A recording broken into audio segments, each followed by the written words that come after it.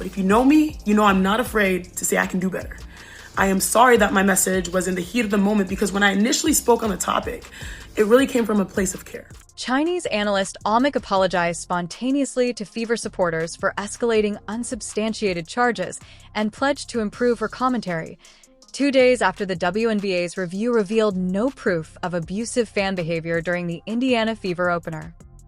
Hey everybody, I'm sure you've seen the WNBA statement on the investigation, and I want to address this with the same energy I did the first time, because if you really know me, I always try my absolute best to uplift the WNBA, to celebrate the amazing players, the coaches, and of course the fans. That is something that is at the core. That mea culpa occurs in the context of a larger despite her physical welcome. Caitlin Clark's debut impact has catapulted her into the sports spotlight.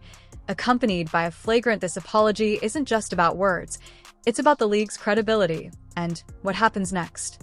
What started as on-court criticism has exploded into a full-blown cultural moment, and now pressure is mounting on the league broadcasters and former players to reconsider how they've addressed Caitlin Clark's role in the WNBA.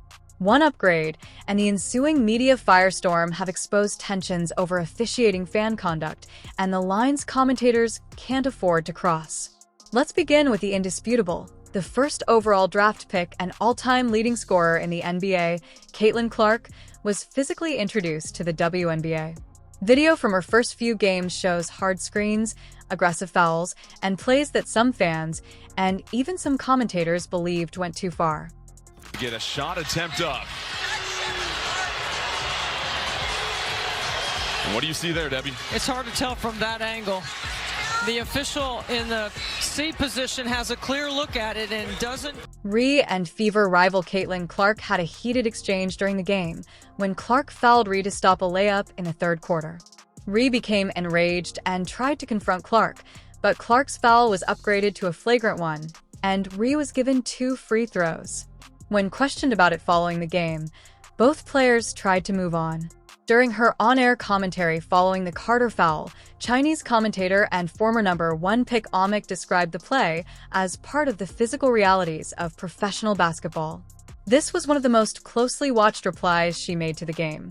Yeah, I absolutely agree. And when you think about this circumstance in this day and age that we're in, a lot of people project their own subjective feelings on these ladies as, you know, people that have gotten to know them. They just want to compete at the highest levels. Once the play was over, they were on to the next. But I lastly say this, when it comes to racism and the hateful rhetoric and the statement that the WNBA is saying, I think it's important because at the end of the day, if you are truly a basketball fan, you would understand and agree. We have no space in our game for those types of comments, and also not, you know, putting more gasoline on the fire in a circumstance where we're here to appreciate the beautiful basketball. Although several former players agreed with her remarks, many in Clark's expanding fan base believed that her response downplayed the targeting and ignored the wider ramifications for league optics and officiating consistency.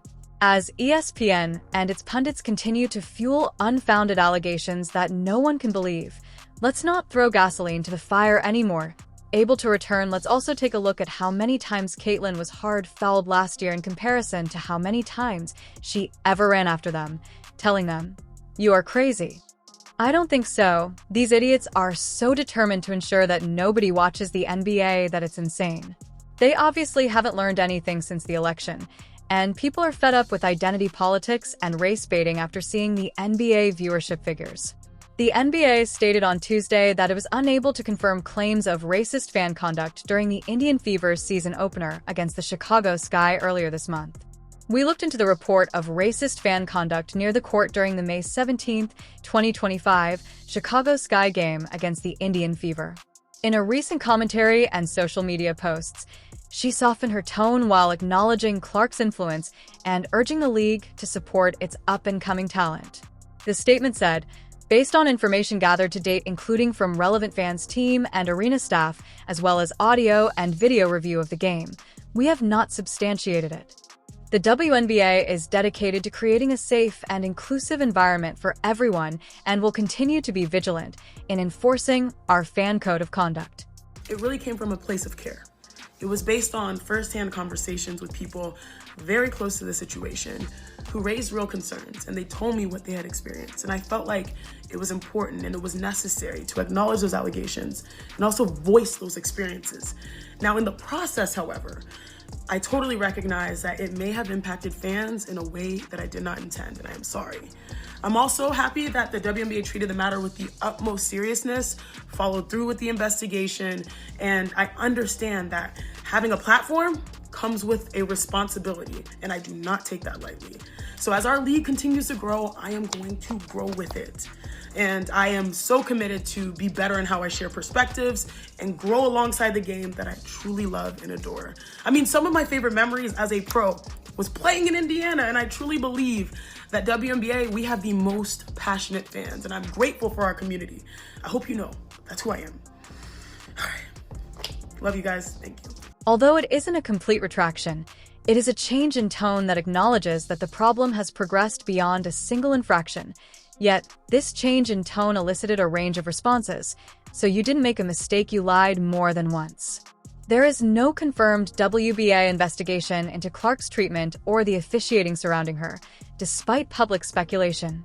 However, following the Kennedy Carter fall and the subsequent backlash, the league did upgrade the fall after review release a brief statement reiterating its commitment to player safety, increased referee oversight in games with high-profile matchups still many fans. In summary, Chinese, I sincerely apologize for jumping to conclusions and adding gasoline to the fire that started a racial war for a week based on lies and zero evidence. Many experts believe the league hasn't done enough to address the issue. Despite being the most discussed player in the sport, Clark has not been the subject of a significant news conference or official league-level statement endorsing her or denouncing deliberate targeting. Following Caitlin Clark's injury, a left quad strain verified on May 27th, there have been multiple reports of ticket prices for the Indiana Fever games dropping. Some tickets that were originally offered at $100 or more dropped below $20 on resale websites like StubHub and SeatGeek.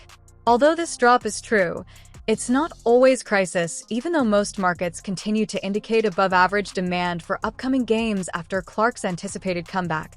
The fall closely coincides with her absence from the roster.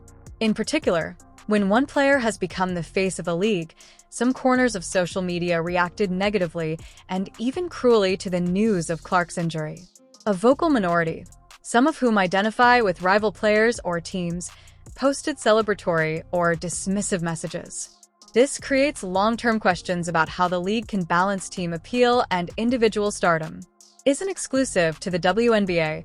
Toxic fan conduct occurs in other leagues, but the severity and prominence of this response have sparked concerns, especially regarding how Clark is portrayed in larger cultural discussions. Additionally, the media has been divided. Some reporters and pundits have leaned toward supporting Clark, while others, like Chiney, first adopted a more contemptuous tone before softening it as the backlash intensified. This isn't just about Caitlin Clark, it's also about how the WNBA manages success, visibility, and pressure. Clark has drawn unheard-of attention from sponsors, networks, casual fans, and even international sports outlets report that games with Clark have broken attendance records. For example, the most-watched regular season WNBA game ever, the Fever vs. Sky matchup, drew 2.7 million viewers. Despite the fact that Caitlin Clark is expected to miss at least 4 games due to a left quadricep strain, she still set a record with her most recent game.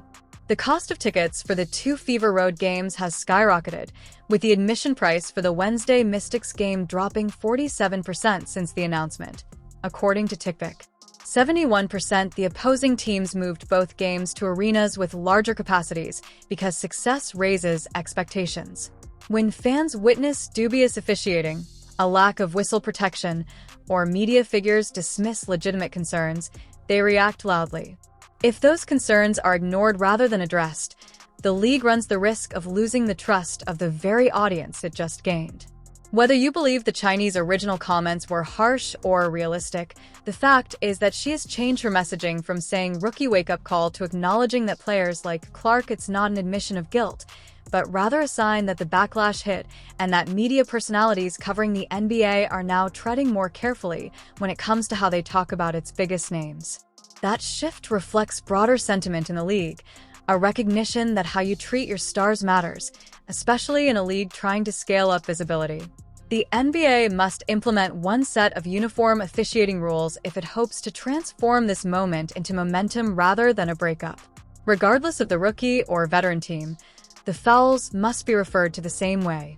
Matchup second public league support for all of the best players, including Sabrina Ionescu, Asia Wilson, Angel Caitlin, and Angel third. Media accountability analysts should be allowed to have their opinions, but disregarding player safety or fan concerns goes too far, and when that occurs, admitting mistakes becomes crucial.